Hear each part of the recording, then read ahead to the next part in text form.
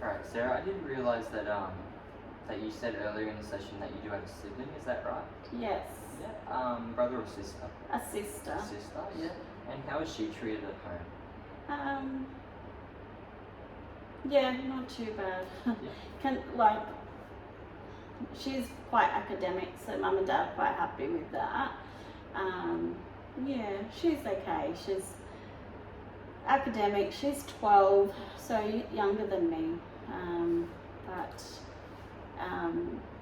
Yeah, she's not. I don't think she loves it when there's arguing, of course, but that's what we've grown up with.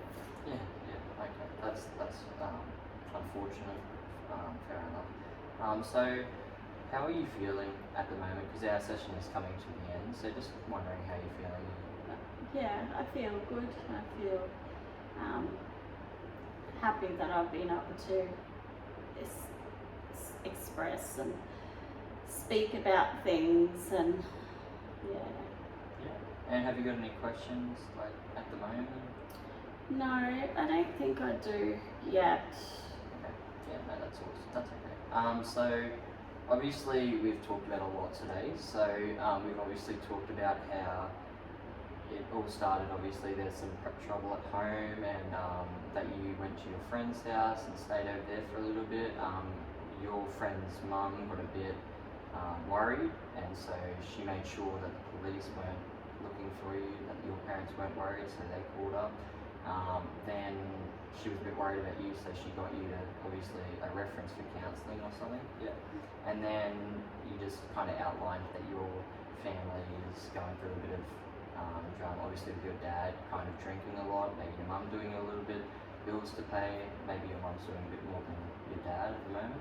And then they fight about that kind of stuff, and then they might transfer that anger from them to like individually you and them fighting. Is that right? Yes. Yeah. And then you said that they don't listen to you because obviously you're 17 and they're a lot older, so you tend to not get listened to, and you know obviously all those fights, because you said they're quite frequent, so they all add up, and then you kind of just need something to get your anger out, so you just punch walls, and that hurts your fist. You don't punch anything else, so it's only walls. So is that kind of on the same kind of scheme of it all? Yes. And your parents, obviously, it makes you also frustrated, not just the fighting, but they also box you out from some of your friends because you got caught up in a situation, wrong place, wrong time kind of thing, and that kind of reflects, they kind of question you as well as like judge your friends as well. Is that right? Yeah. Alright, awesome.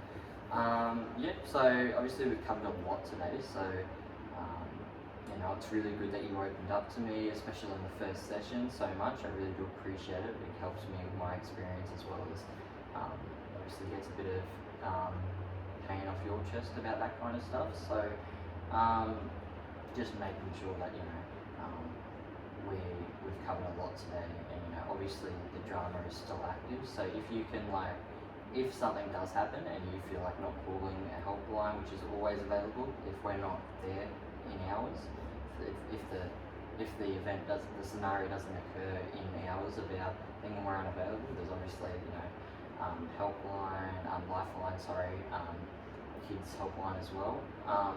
So if anything happens during that time, obviously you can like maybe just like as a little activity, just find like a kind of safe kind of area in your house that you can go, or somewhere close to your house, that if you have a fight and your parents start to argue with you, you can just go over there and just take some really deep breaths in and out for a few minutes, and you know, they can come back to the situation if they want to keep addressing it, or if they don't, then you know,